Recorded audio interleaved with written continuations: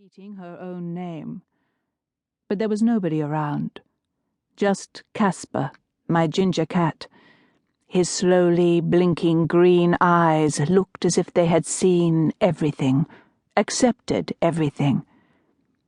He sat beside me, close, but not too close, still in his own sphere, as we both liked it, I think. Beside each other, but separate. As always, he sat calm and patient while I did my strange exercises, or whatever one might have called them. Marianne, I repeated. It was odd to feel how my body responded to the sound, after all these years. It felt hot. The colour was red, and the name burned on my tongue before it lifted off my lips like a flame. Marion, on the other hand, fell from my lips light blue, almost grey, pale and cool, and it dissolved instantly. Marion. Marianne. I stood and walked across the deck and down the stairs onto the sand. The dry grass on the dunes rustled in the light wind. I turned and looked at my house for a moment.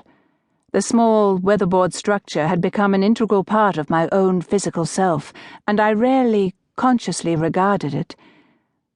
I took a few steps back and looked at it where it sat on the sand in front of me. There was sand inside and out.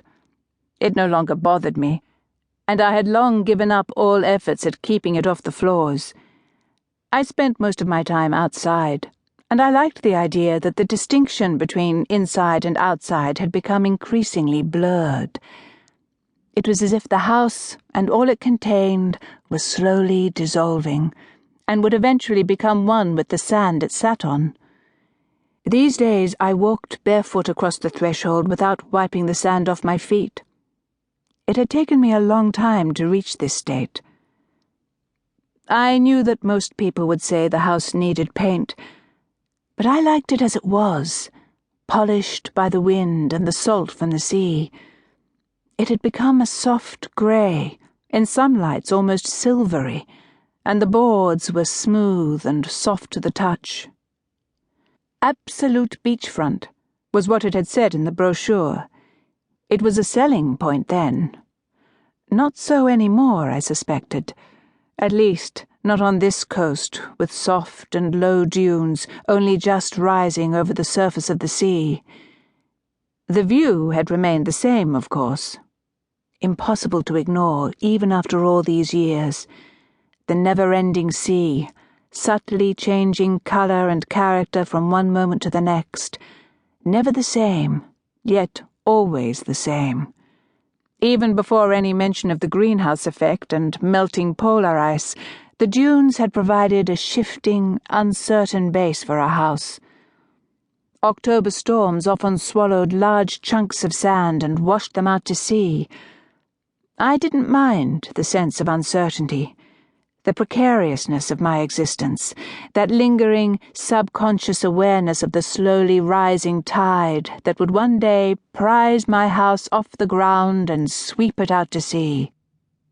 Or the giant wave that would lift it up in one quick rolling thunder. I preferred that scenario, and I would concede. I had convinced myself that I was ready. But till that day, I was going to stay put. I walked along the beach every morning. When I had first returned to make my home in this place, I had started my walks as something to give my existence some shape and form, or perhaps as something to cling to. But the tentative, dutiful walks had eventually become purposeful routine, in a way also part of my work, if you could call it that. It was during my morning walks that I gathered my material: driftwood, stones and shells, nuts and seeds, feathers and bones, all polished by the sea and soft in my hands, each piece in its own way. There had been no particular purpose behind the gathering at first. My eyes would absent-mindedly set on a piece of wood rolling in the foam at the edge of the withdrawal.